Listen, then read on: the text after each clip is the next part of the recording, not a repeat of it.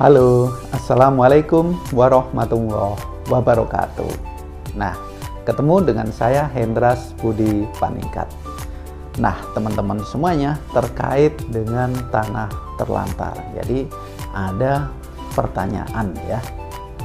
Tanah yang berstatus aset milik negara ya, BMN ya, atau barang milik daerah, BMD, BUMN atau BUMD, dapatkah dijadikan objek penertiban tanah terlantar?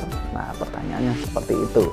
Nah, jawabannya setelah saya membaca ya dari PP 20 tahun 2021 dan peraturan pelaksananya ya, Permen ATR Kepala BPN nomor 20 tahun 2021 juga, ternyata untuk penertiban tanah terlantar tidak bisa dilakukan ya. Nah, kalau di PP 20 tahun 2021 bisa dilakukan identifikasi, inventarisasi ya, evaluasi untuk tanah terindikasi terlantar. Nah, diberikan pemberitahuan secara tertulis dan peringatan tertulis, peringatan 1, 2, dan 3. Nah, tapi ternyata tidak dapat ditetapkan sebagai tanah terlantar. Hal ini secara tersurat jelas diatur dalam Permen ATR Kepala BPN nomor 20 tahun 2021 juga ya, peraturan pelaksana PP 2021 tersebut. Nah, coba teman-teman lihat dalam pasal 49 ayat 8. Nah, bunyinya seperti ini ya. Ketentuan sebagaimana dimaksud pada ayat 6 ya, Permen ATR Kepala BPN nomor 20 tahun 2021 dikecualikan bagi tanah yang berstatus sebagai barang milik negara atau daerah atau aset badan usaha milik negara, BUMN, atau badan usaha milik daerah, dan proses penertiban terhadap tanah tersebut dinyatakan selesai. Nah, bunyinya seperti itu. Coba dicermati baik-baik ya. Jadi pendapat saya pribadi, tanah yang berstatus aset berdasarkan peraturan ini tidak dapat dikategorikan untuk ditetapkan menjadi tanah terlantar. Nah, aset negara itu sampai sekarang sakti mandraguna. Itulah kondisi fakta empiris yang ada di lapangan ya.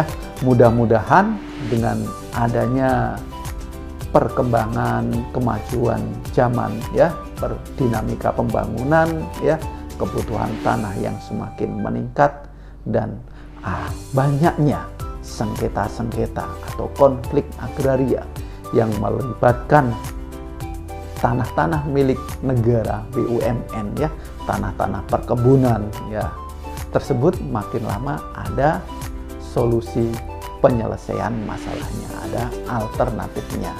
Misalnya harus dilakukan harmonisasi yang bersifat lintas sektoral dari Kementerian ATR BPN, dari pemerintah pusat ya, harus dipimpin oleh otoritas tertinggi untuk menyelesaikan masalah ini, dan kementerian, lembaga atau badan hukum terkait yang memiliki tanah tersebut. Misalnya Kementerian BUMN ya, ada upaya penyelesaiannya ketika tanah tersebut terjadi sengketa konflik agraria dengan masyarakat yang sudah masif, lama, berlarut-larut, berkepanjangan dan tidak memiliki ujung penyelesaian karena adanya ego sektoral masing-masing.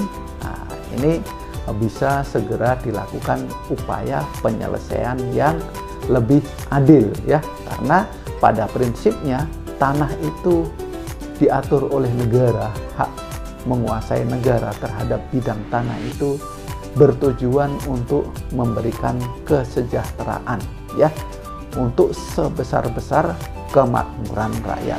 Bisa mencontoh negara-negara lain konsepnya seperti apa, gunakan peraturan yang bersifat populis ya. Nah, misalnya ketika sudah diterlantarkan ada bukti secara masif, secara empiris di lapangan, dan tanah tersebut ya selama puluhan tahun tidak ada penyelesaian masalah, nah, dilakukan penghapusan aset ya. Tentu ada mekanisme administrasi yang berlaku pada kementerian yang bersangkutan, misalnya penghapusan aset negara dari Kementerian BUMN ketika terjadi sengketa yang bertujuan untuk azas keadilan, azas kemakmuran masyarakat, kesejahteraan masyarakat. Nah, untuk menuju itu memang harus diperlukan harmonisasi lintas sektoral, dan ego sektoral harus disamakan, harus disatukan untuk memberikan sebesar-besar kesejahteraan masyarakat. Nah, itu sampai sekarang masih terjadi ya, banyak sengketa konflik agraria yang terjadi saat ini ya. Anda bisa melihat di website konflik agraria antara tanah-tanah perusahaan badan hukum baik swasta atau negeri ya, BUMN ya, itu masih belum ada ujung pangkalnya, belum ada solusi terbaik penyelesaian masalahnya.